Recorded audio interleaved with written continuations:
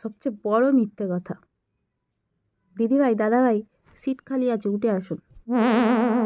Public বাসে করে যারা যাতায়াত করে তারা এই জিনিসটা ভালো করে জানবে।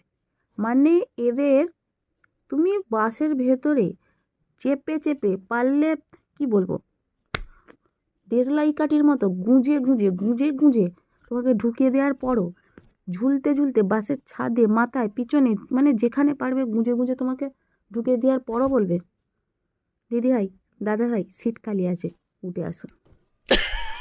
তার মধ্যেখানে আবার তুমি বসতে না বসতেই কন্ট্রাক্টর এসে কি বলবে,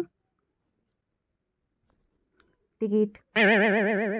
মানে এর মধ্যেও ওরা কি ভাবে যে তুমি মনে হয় বাসের জানলা দিয়েই মনে হয় পালিয়ে যাও, ঠিক আছে? সেই কারণেই তুমি বসার সাথে সাথেই দেখবে টিকিট।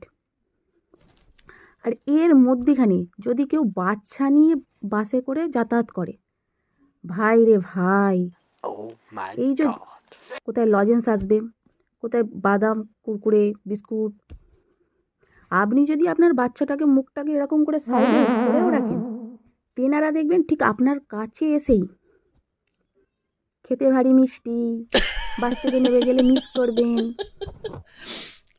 ওনাদের বাচ্চা নিয়ে গেলে মানে আপনার সামনে